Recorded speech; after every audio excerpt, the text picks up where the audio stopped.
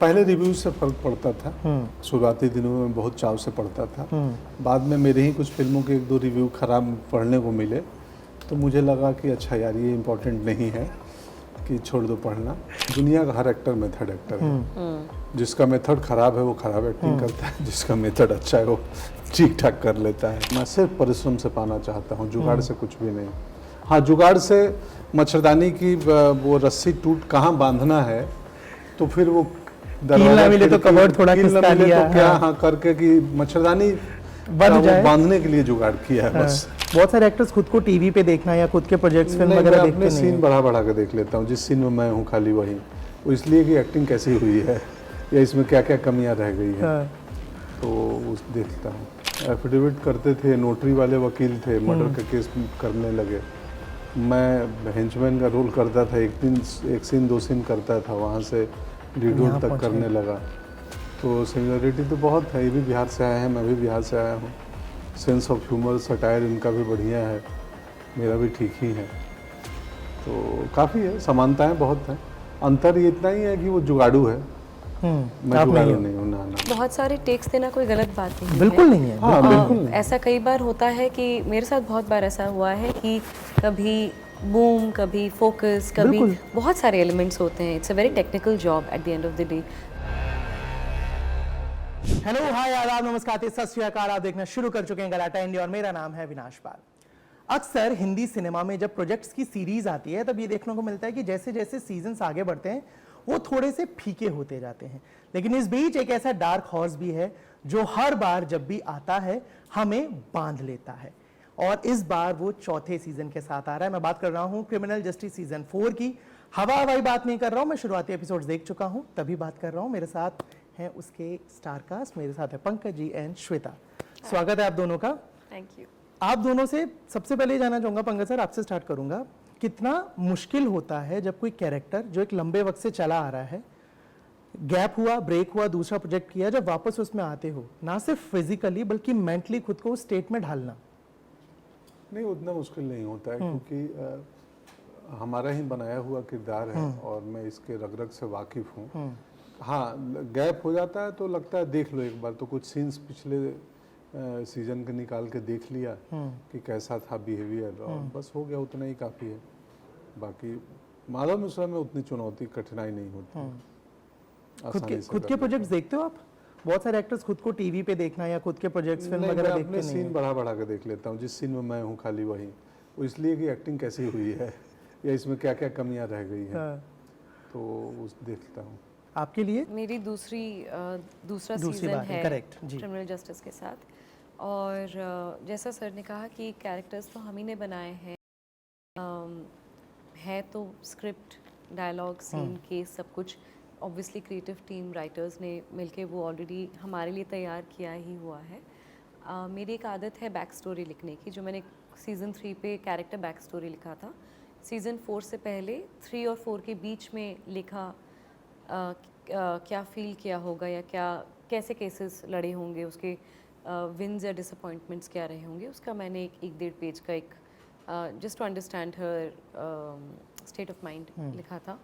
But हाँ, बस उतना ही था। पहली बार है कि मैं एक कैरेक्टर को दोबारा निभा रही हूँ। तो क्या लिखा था? जो लिखा था आपने, बोल रहे हो एक डेढ़ पेज का लिखा था, क्या क्या चीज़ें थी उसमें? जी, जैसे माधव मिश्रा से हारने के बाद what were her challenges, because वो एक फैमिली से आ रही है जहाँ पर बहुत प्रिविलेज था। उसके फादर खुद बहुत बड़े वकील थे, उन्होंने प्राइवेट में ना काम करके पब्लिक प्रोसिक्यूशन चूज़ किया। उन्होंने चॉइस किया था कि वो अपने प्रिविलेज को यूज़ नहीं करेंगी, she actually wants to fight cases. So for someone like her, and she is very hard working, उनकी इंटेग्रिटी है, पढ़ी लिखी है, वो केस हारी लेकिन उन्होंने कॉन्ग्रेचुलेट किया था माधव मिश्रा को कि न्याय की जीत हुई है। तो एक प्रोफेशनल एडमिरेशन है, and you know when you want to win only when you are fighting the best. तो वो एक जर्नी है लेखा अगस्त्या की। एंड उसके बीच जो मैंने लिखा था वो ये था कि वो दूसरे केसेस पे काम कर रही है, शायद किसी संस्था से जुड़ी है, उनके पर्सनल लाइफ में क्या चल रहा है, ये 2-4 चीज़ें जस्ट टू अंडरस्टैंड सीज़न 4 से पहले क्या जर्नी रही होगी लेखा की। लेखा और श्वेता में क्या कॉमन है या क्या एकदम अलग है? कुछ है? स्टूडियस काम करती है बहुत। हाँ, ये कॉमन है। हाँ और रिजेक्शन से या हार से कैसे डील करते हो रियल लाइफ में? ओपोनेंट को कंग्रेचुलेट करके, बिल्कुल, हम्म, always justice. Okay. Pankaj sir, आप में और माधव जी में कुछ सिमिलैरिटी, कुछ एकदम अलग, बहुत। उतने ही देसी हो रियल हाँ लाइफ हाँ, मैं एक्टिंग का माधव मिश्रा हूँ। मैं में? एफिडेविट करते थे, नोटरी वाले वकील थे, मर्डर का केस करने लगे। मैं हेंचमैन का रोल करता था, एक सीन 2 सीन करता था, वहाँ से लीड रोल यहाँ तक पहुँचे। करने लगा।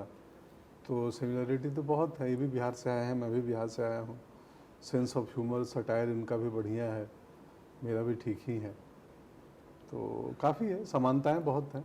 अंतर ये इतना ही है कि वो जुगाड़ू है, मैं आप जुगाड़ू हो। नहीं हूँ। ना ना ना लाइफ में कभी कोई जुगाड़ नहीं किया? ना ना ना, मैं सिर्फ परिश्रम से पाना चाहता हूँ, जुगाड़ से कुछ भी नहीं।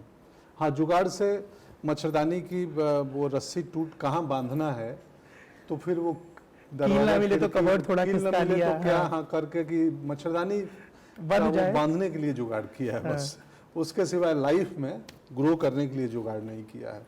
हार्डवर्क, मेहनत, क्राफ्ट, विनम्रता, इन सब चीज़ों के थ्रू ही आप ग्रो कर सकते हो। जुगाड़ के थ्रू करोगे तो एक दिन वो मच्छरदानी की रस्सी की तरह खुल टूट जाएगा, भी आधी रात को बस करके गिर जाएगा, क्या खुल बात गया। सीरीज में डायलॉग है जहाँ पे आप बोलते हो कि अगर ये केस इजी होता, ये सीधा होता तो मेरे पास आता नहीं। कैरेक्टर की जब तैयारी कर रहे थे, क्योंकि काफी लंबा अरसा हो गया है, अभी भी प्रिपरेशन वैसी थी, वकीलों से मिले, या आपके जहन में, आपके आसपास में कितने अटपटे या अजीबोगरीब केसेस आए? कुछ ऐसा पढ़ा, कुछ देखा? नहीं, थोड़े बहुत पढ़े हैं। जी। जो न्यूज़ में, मीडिया में जो कुछ केसेज आते हैं उनको, उन्हीं को देखा हुआ है। बाकी कुछ दोस्त वकील हैं, तो कोई चीज़ सीन पढ़ के लगता है कि यार ये ऐसा होता होगा क्या, तो मैं राइटर्स से पहले वो वकील दोस्त को फ़ोन करके पूछ लेता हूँ, बोलता हाँ हाँ होता है ऐसा, तो फिर ठीक है, फिर राइटर तक जाने की भी ज़रूरत नहीं है। तो है, गाइडेंस तो ले ही लेते हैं। आई थिंक शो से रिलेटेड या केस से रिलेटेड 2-4 चीज़ें पता है, और टेक्निकली बहुत ज़्यादा ऑफ कोर्स नॉलेज नहीं है। ऐसा कोई केस कभी कभार अगर कुछ टीवी पे देखा या न्यूज़पेपर में पढ़ा, बट कुछ ऐसा याद हो वैसा कुछ भी नहीं। बट मेरा रिसर्च स्क्रिप्ट से रिलेटेड ही होता है। राइटर्स इनफैक्ट मैं कई बार उनके पास जाती हूँ, टेक्निकल जो वर्ड्स हैं या जो डायलॉग्स में आ रहे हैं या किस तरीके से उसकी प्रोनाउंसिएशंस हैं, वो सारी चीज़ें थोड़ा बहुत रिसर्च, बट वो शूट के पहले या शूट के दौरान होता है। बहुत बार एक्टर से जब बात करता हूँ तो अलग अलग चीज़ें सामने आती है, जिसमें एक चीज़ भी होती है क्रिएटिव ब्लॉक, जिससे अक्सर एक्टर्स जूझते हैं। मुझे याद है मैं फातिमा से बात कर रहा था, उन्होंने किस्सा बताया कि लूडो में राजकुमार के सामने जब वो टेक दे रही थी, उनके वजह से बार बार राजकुमार का टेक बढ़ जा रहा था। सेम चीज़ विजय वर्मा के साथ दहाड़ के वक्त हुई थी। आप लोगों के साथ कभी ऐसा हुआ कि कोई टेक बार बार देना पड़ रहा हो, उसकी वजह से शायद बाकी लोग का टेक बढ़ जा रहा हो, या पूरा दिन उस दिन उसी में निकल गया हो? मेरे साथ तो नहीं हुआ मेरे कभी। साथ भी नहीं हुआ है। उल्टे तो मैं एक दिन का काम आधा दिन में ख़त्म कर लेता हूँ, क्योंकि मैं एक वो भी है ना कि मैं मॉनिटर नहीं देखता, सेम, मैं परफेक्शन नहीं खोजता। कभी नहीं। डायरेक्टर ने ओके कर दिया, आगे बढ़ो। हाँ, अब मुझे मालूम है कि कोई बड़ी गलती की है, फंबल किया है, लाइनें भूला है, बोलते भाई वहाँ चेक कर लेना, एक जगह मेरे से एक मिस्टेक हुआ है, तो आप क्लोजअप में अगर वो रखने वाले हो तो फिर आगे बढ़ो, उसकी ज़रूरत नहीं है रीटेक की। तो हमारे मैक्सिमम ज़्यादातर रोहन सिप्पी जैसा डायरेक्टर, उनको हम वो बोलते हैं सर, हाँ हाँ मालूम है वो क्लोज में रहेगा, वो मेरे से पहले ही मैं सर बोला, हाँ हाँ समझ गए, क्लोज हाँ। में रहने वाला है, डन, आगे चलेगा। तो उतना बहुत रोहन के साथ बहुत मज़ा आता है, रोहन सिप्पी जैसा डायरेक्टर। हाँ, और एक बात ये भी है कि बहुत सारे टेक्स देना कोई गलत बात नहीं बिल्कुल नहीं है। हाँ बिल्कुल नहीं। ऐसा कई बार होता है कि मेरे साथ बहुत बार ऐसा हुआ है कि कभी बूम, कभी फोकस, कभी बिल्कुल। बहुत सारे एलिमेंट्स होते हैं। It's a very technical job at the end of the day. तो कई बार रीटेक्स होते हैं और उसमें परेशानी की या एम्बैरस होने की बिल्कुल बात नहीं है। बिल्कुल नहीं है। कभी होता है फंबल हो जाए, लेकिन ऐसा कभी नहीं हुआ है कि शिफ्ट ही बढ़ जाए या लोगों का टाइम ज़ाया हो, थैंक गॉड, वैसा कभी नहीं हुआ है। लेकिन ऐसा कई बार होता है कि मल्टीपल रिहर्सल्स, मल्टीपल टेक्स के बाद परफॉर्मेंस एक्चुअली निखर गया, क्योंकि आप कोई चीज़ करते करते करते जब आप 3, 4, 5 बार करते हैं तो शायद आपको कुछ एक नया मिल जाता है। तो इट्स ऑलवेज नाइस ऑल्सो, तो कोई बुरी बात नहीं है। True true true. सर, मैं जब भी बाकी एक्टर से बात करता हूँ तो मैं जब भी कोई ऐसा प्रोसेस का सवाल पूछता हूँ या कोई शो या सीन कैसे दिया हो, उस पर अक्सर ना बड़े ही गहरे आंसर मिलते हैं। अरे यार अविनाश इसके लिए ऐसे किया था, फिर ये किया था। आप ऐसे बस एक सीधी लाइन में डाल के छोड़ देते हो। इतना ही ईजी होता है क्या एक्चुअली? होता भी है नहीं भी होता है, डिपेंड है। हर दुनिया का हर एक्टर मेथड एक्टर है। जिसका मेथड खराब है वो खराब एक्टिंग करता है, जिसका मेथड अच्छा है वो ठीक ठाक कर लेता है। वो डिपेंड है कि आप किस कैसे टीचरों से के थ्रू गुजरे हो और आपका प्रोसेस क्या है। अब जैसे ये किरदार की हिस्ट्री लिखती है, मैं लिखता नहीं हूँ, मैं सिर्फ सोच लेता हूँ। और सोचने में मैं कल्चरल, सोशल, उसके इकोनॉमिकल बैकग्राउंड सोच लेता हूँ कि ये किस कल्चरल बैकग्राउंड का होगा, इसका सोशल स्टेटस क्या होगा, ये इसका इकोनॉमिकल बैकग्राउंड क्या होगा। किरदार कुछ यूनिक लैंडस्केप से आता है तो फिर जियोग्राफिकल बैकग्राउंड के बारे में भी सोच लेता हूँ। तो ये 4 चीज़ें सोच के डिसाइड हो गया कि ऐसा होगा। बाकी तो एक्टिंग सीखने के क्रम में बहुत सीखे हैं, हर प्रकार के एक्सपेरिमेंट किए हैं। जो लोग फिल्म स्कूल, ड्रामा स्कूल नहीं गए हैं तो वो एक्सपेरिमेंट अब रोल प्रिपरेशन के टाइम अभी ही करते हैं। बाकी तो एक इमेजिनेशन नाम की चीज़ है ना। करेक्ट। कि आपको अंधेरा महसूस करने के लिए 2 तरीके हैं, या तो आप कमरे को डार्क करो, सारे पर्दे बंद करो, या तो अपनी आंखें बंद कर लो। दोनों से आप अंधेरा महसूस कर सकते हो। तो कोई बोलता है मैं रूम को डार्क करता हूँ, मैं बोलता हूँ मैं आंख बंद कर लेता हूँ, महसूस तो वही हुआ। तो अपना अपना पैटर्न है, जो वैसा करता है वो भी गलत नहीं है, उसका वो तरीका है। बाकी मैं आसानी से ही करता हूँ। मेरी प्रॉब्लम लाइनें याद करने में होती हैं, वो मुझसे नहीं होती हैं। तो बाकी 20 साल हो गए थिएटर, 10 साल थिएटर किया हूँ, कम से कम 1000 शो किए होंगे लाइव ऑडियंस के बीच में। तो ग्लोबली दुनिया भर के टीचरों के साथ काम किया है। मैं सिर्फ एक्टिंग क्लासेज नहीं, मैं ताई ची, छाऊ, कलरी, थांगटा, जितने इंडियन मार्शल फिजिकल फॉर्म है अलग अलग स्टेट के, लगभग सब किया हूँ 2-3 साल। तो वो सारी चीज़ें मसल मेमोरी में है, बॉडी में है। तो इसलिए हमें बहुत कुछ, इसलिए हम लंबा कुछ प्रिपरेशन की बातें नहीं करते हैं, और वो बड़ा निजी चीज़ है। करेक्ट। हाँ, कि मैं प्रिपरेशन पे 10 मिनट बातें करूं और जब आप वो सीन देखने जाओ तो आपको कुछ उसमें ना दिखे। तो उससे बेटर है कि आप क्या किए, ऑडियंस को कोई लेना देना नहीं है हमारे प्रोसेस से। हाँ। ऑडियंस को लेना देना आउटकम से। सीन कितना मजेदार हुआ, हाँ, अच्छा हुआ, आउटकम कैसा रहा। हाँ। तो प्रोसेस एक्टर का निजी मामला है। और इतना लंबा It's like cooking, you know, आपने कैसे मैरिनेट किया, क्या डाला, खाना बढ़िया लगा, टेस्टी होना चाहिए। हाँ, वो खाने वाला वो मज़ा नहीं आ रहा है। भूख मिट गई, स्वादिष्ट भी लगा, हो गया काम। हाँ, आप शीर्षासन करके बनाए हैं कि कैसे बनाए हैं आप जाने। मैं आपने भी जिक्र किया, इतनी सारी चीजें की, आपका काम हम इतने सालों से देखते आ रहे हैं, दशक हो गए हैं। इतने काम के बाद भी बतौर एक्टर आपको रिव्यूज और बॉक्स ऑफिस से फर्क पड़ता है? हाँ, कैसे कहूँ कि पड़ता है या नहीं पड़ता है। पहले रिव्यूज से फर्क पड़ता था। शुरुआती दिनों में बहुत चाव से पढ़ता था। बाद में मेरे ही कुछ फिल्मों के 1-2 रिव्यू खराब पढ़ने को मिले, तो मुझे लगा कि अच्छा यार ये इम्पोर्टेंट नहीं है, कि छोड़ दो पढ़ना। तो क्योंकि क्या है ना, मुझे ये महसूस हुआ कई रिव्यूज पढ़ते हुए कि मैं आलोचना नहीं कर रहा हूँ, बिल्कुल, फिल्म मेकिंग बहुत हार्ड वर्क है। खराब फिल्म बनाने में भी उतनी ही बहुत मेहनत मेहनत लगती है, खराब फिल्म बनाने में भी। और रिव्यू में क्रिटिक्स लोग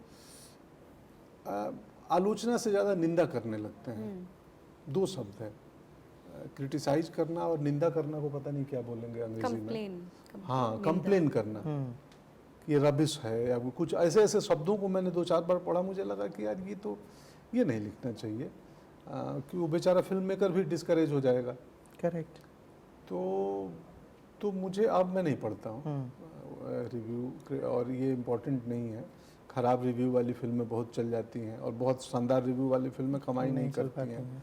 दूसरा पहलू बॉक्स ऑफिस में भी ऑफ कोर्स पड़ता है, क्योंकि अगर फिल्म चलती है, प्रोड्यूसर कमाई करते हैं, तो उससे एक्टर की क्रेडिबिलिटी बढ़ती है और उसका वैल्यू बढ़ता है कि अगली फिल्म में और थोड़ा पैसा बोलूँगा, 5% बढ़ा दीजिए पिछले से, क्योंकि लास्ट फिल्म ने हमारा वर्क किया है, अच्छा प्रदर्शन किया है।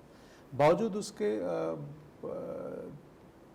मैं उसके खबरें नहीं पढ़ता हूँ, और ना ही मैं उसकी वो खबरें पोस्ट करता हूँ कि आज हमारी फिल्म 100 करोड़ कमा ली, आज 200 करोड़ हो गया। मुझे लगता है कि जनता को कमाई क्यों बताना, और उन्हें क्या लेना देना, उनका क्या लेना देना। खबर, बॉक्स ऑफिस कमाई का खबर ही क्यों बनना, वो तो उस कंपनी को फ़ायदा हो रहा है, अच्छी बात है। आप कोई जितने हमारे देश में और भी कंपनियां हैं ना, फिर जो अलग अलग प्रोडक्ट, तो साल में एक उनका स्टेटमेंट आता है कि इस साल का शुद्ध मुनाफा इतना % है, जब वो फाइल करते हैं या कुछ उनका एक लीगल प्रोसेस है उस वक्त पे। So thank you so much for the बातचीत and all the very best for series. ये आए, उसकी सक्सेस हो, नेक्स्ट प्रोजेक्ट आए, फिर से मिलते हैं। Thank you so much. Thank you, आपका भी स्वागत है।